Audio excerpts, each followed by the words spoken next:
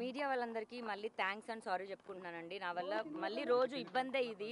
నేను last రాజ్‌తరుణ్‌కి sorry చెప్పినప్పుడే మళ్ళీ మీడియాలోకి రావాలని కానీ లేదా పోలీస్ స్టేషన్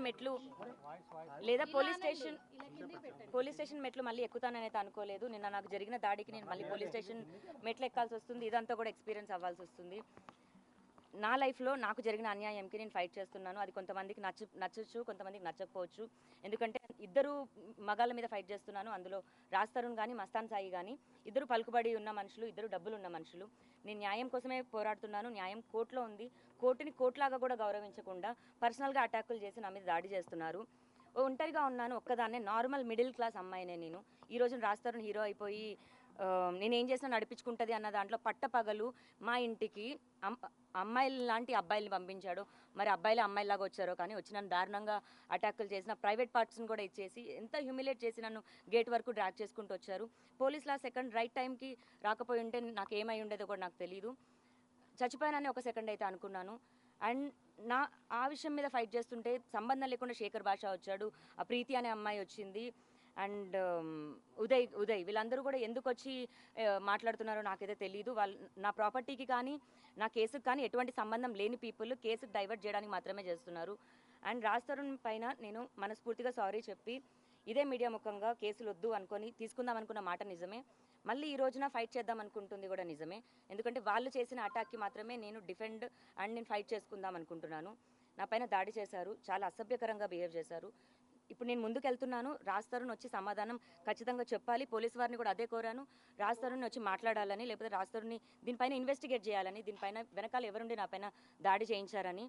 నేను హైకోర్టుకు కూడా వెళ్తాను. రాజ్ తరుణ్ నా పైన ఇప్పుడు చేపించిన దాడికి నేను రాజ్ తరుణ్ బెయిల్ కూడా క్యాన్సిల్ చేయించడానికి ట్రై చేస్తాను. యాంటిసిపేటరీ బెయిల్ పైన ఉండి అతను మళ్ళీ విక్టిమ్ పైకి ఎలా వాళ్ళ పేరెంట్స్ని పంపిస్తాడు? మళ్ళీ వృద్ధులు అన్న పేరుతో 4 ఆడోళ్ళని తీసుకొచ్చి 8 మంది ఆడోళ్ళని తీసుకొచ్చి కొట్టించాడు. నా ప్రాణం ఉన్నంత వరకు, మరి ఎప్పుడు పోతానో కూడా నాకు తెలియదు, ఉన్నంత వరకు అయితే లాస్ట్ ఫైట్ చేస్తాను. రాజ్ తరుణ్ అనే వ్యక్తే కమ్యూనిటీ లోపలికి ఎంట్రీ ఇవ్వడం అన్నది జరిగింది. మా పేరెంట్స్ వస్తున్నారని 1:10 PM కాల్ చేశాడు మా కమ్యూనిటీ మేనేజర్కి. వాటికి సంబంధించిన ఎవిడెన్స్తో సహా ఇచ్చాము. పోలీస్ ఇన్వెస్టిగేషన్లోనే చెప్పాలి. ఇంకా నేను పెట్టిన పేర్లు అయితే రాజ్ తరుణ్ పేరెంట్స్ అండ్ శేఖర్ భాష, ప్రీతి, ఉదయ్ అండ్ లాస్ట్ మేఘన ఎవరో సోషల్ యాక్టివిస్ట్ వచ్చారు. మా కమ్యూనిటీలో తిరుగుతున్న మీడియా పీపుల్ కాకుండా ఎవరైతే ఇంకా అటాక్ చేయడానికి ఎవరైతే వచ్చారో వాళ్ళందరినీ కూడా ఇంక్లూడ్ చేశారు. ఆ విల్లా గురించి ఇప్పుడు సమస్య అంతా కూడా ఆ విల్లా ఎవరిదని చెప్పేసి ఇప్పుడు నిన్న వాళ్ళ ఫాదర్ కూడా అంటున్నాడు, ఆ విల్లా రాజ్ తరుణ్ది అని చెప్పేసి అంటున్నాడు. మీ ఫాదర్ ఏమంటున్నాడంటే లావణ్య రాజ్ తరుణ్ది అని చెప్పేసి అంటున్నాడు. అంటే విల్లా గురించే వాళ్ళు అది ఆక్యుపై చేసుకోవడానికి వాళ్ళు వచ్చారని చెప్పేసి దాని మీద క్లారిటీ ఏంటి అసలు? ఇప్పుడు నేను విల్లా గురించి అయితే మేము విల్లా కొని ఒక 7-8 years అవుతుందండి. ఈ రోజున ప్రాపర్టీ అన్నది ఎందుకు రావాలి?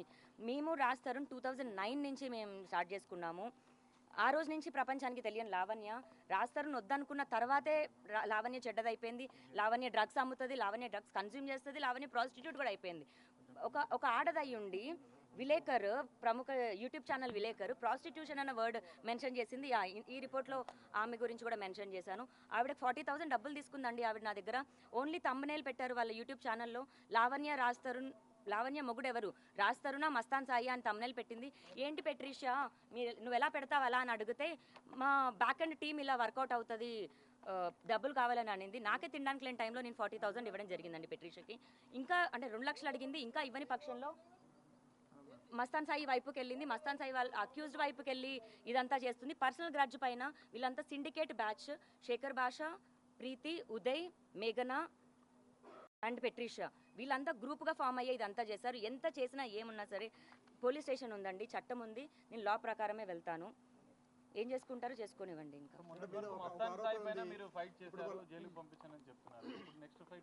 ఖచ్చితంగా ఇప్పుడు ఇందులో రాజ్ తరుణ్ ఇన్వాల్వ్మెంట్ అంటే వీళ్ళందరూ కలిసి చేసిన బ్యాచ్లో మస్తాన్ సాయి కూడా ఉన్నాడండి.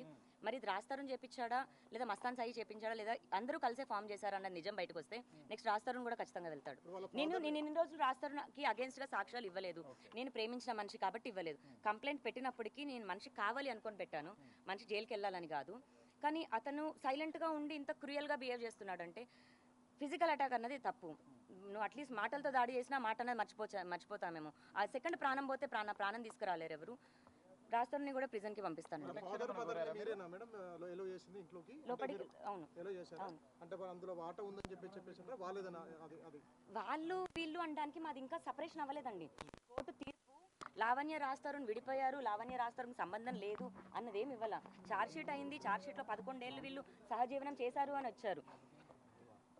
ఇల్లు సంబంధం లేదు అని అయితే లేదండి. అది రాస్తారు ఇప్పుడు అంటే ప్రాపర్టీ కొన్నాం కాబట్టి ప్రాపర్టీ గురించి అంటే ప్రాపర్టీ లేకపోతే అంటే లావణ్య తీసుకెళ్తాడా మరి అప్పుడు అంటే ప్రాపర్టీ ఉందని లావణ్య వద్దంటున్నాడా? తల్లిదండ్రులు ఒకటే ఆరోపణ చేస్తున్నారు, అసలు రాస్తున్న ఒక అమ్మాయి పెళ్లి చేసుకోలేదు, సహజీవనం చేశారు, కానీ అక్రమ సంబంధాలు ఉన్నాయి, ఆమె ఒక డ్రగ్ పెడ్లరు, అసలు ఆమెకు సంబంధమే లేదు, ఆ ఇల్లు మాదే అని చెప్పేసి ఖండితంగా చెప్తున్నారు. రాజ్ వాళ్ళ 4 ఫాదర్స్ ఇచ్చిన హౌస్ కాదండి అది.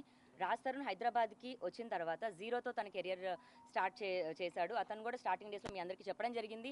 ఆ అమ్మాయి ఇనిషియల్ డేస్లో మేము కలిసి ఉన్నామని, మేమిద్దరం లవ్ చేసుకున్నాము, పెళ్లి చేసుకున్నాము, నాకు ప్రపోజ్ చేసింది అతనే, పెళ్లి చేసుకుంటామని అడిగింది అతనే.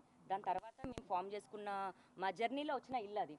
అది నాది కాదు, రాజ్ తరుణ్ది కాదు అంటే ఒప్పుకుంటానేమో కానీ ఓన్లీ రాజ్ తరుణ్ అంటే ఒప్పుకోను. ఎందుకంటే బయటికి మగాడెళ్ళి పని చేస్తే ఆడది ఇంట్లో ఉండి పని చేసింది. మీ అందరూ మగాళ్ళు ఉన్నారు, ఇక్కడ 2-3 ఆడోళ్ళు ఉన్నారు. మరి మీ అందరు మగాళ్ళదే ఇల్లులు అయిపోతాయా? మీ అందరు పిల్లల ఇల్లులు కావా?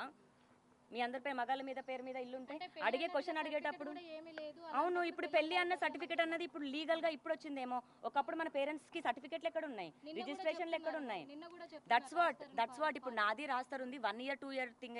లాస్ట్ 2 years అయితే వేరు 2009 అండి. మీరు బ్యాక్ చాలా సంవత్సరాలు వెళ్ళాలి.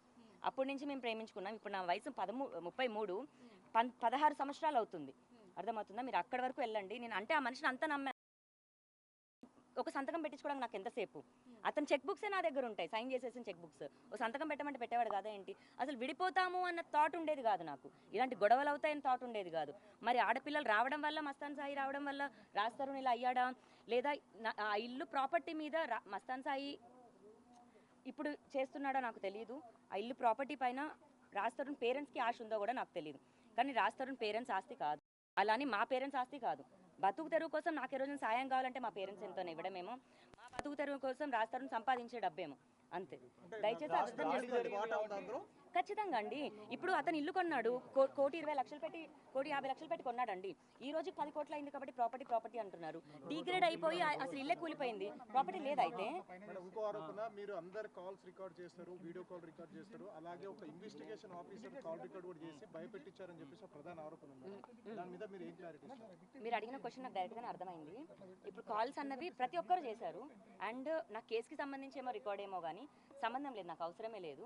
ఫస్ట్ నుంచి చిన్నప్పటి నుంచి ఎవరు రికార్డ్ చేసుకోరు కదా. అండ్ మీరు ఇన్వెస్టిగేషన్ ఆఫీసర్ కాల్ అన్నది కూడా నేను మస్తాన్ సాయితో కాల్లో ఉన్నానండి, వీడియో కాల్లో మస్తాన్ సాయితో ఉంటాను. ఆ కాల్ అన్నది బయటకు వచ్చింది, అది చేసింది మస్తాన్ సాయి. ఆ హార్డ్ డిస్క్ కూడా పోలీసులకు ఇవ్వడం జరిగింది. అతను కస్టడీలోనే ఉన్నాడు ఇప్పుడు, రిమాండ్ జరిగింది కాబట్టి మీకు ప్రాణభయం ఉందని చెప్తున్నారా? పోలీసులకు ఏమని చెప్పారు? ఖచ్చితంగా అండి. ఇప్పుడు నిన్న జరిగిన దాడి మామూలు దాడి కాదండి. మనిషిగా అసలు నేను క్షమించలేను రాజ్ని.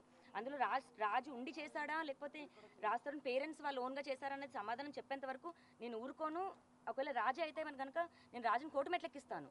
ఎందుకంటే నన్ను కన్నది నా పేరెంట్స్ అయితే నేను నమ్ముకొని వచ్చాను ఇతన్ని. నా మంచి బాగోగులు నేను చెడ్డ పని చేస్తున్నానా లాగిపెట్టి నన్ను పీకి నువ్వు చెడ్డ పని చేస్తున్నావు అని చెప్పేది ఉండే, లేదా పోలీస్ స్టేషన్ తీసుకొచ్చి చెప్పేది ఉండే. నా ప్రాణాన్ని నా మానాన్ని తీసుకొచ్చి ఎక్కడో బయట కూర్చొని బౌబో అని కుక్కలాగా మరలుతాడు. వాడేం మగాడు, వాడేం హీరో? ఏ రకంగా హీరో అవుతావు నువ్వు? బాధ్యత లానే నమ్మనోడి నువ్వేం హీరో అవుతావు? థ్యాంక్స్ అండి.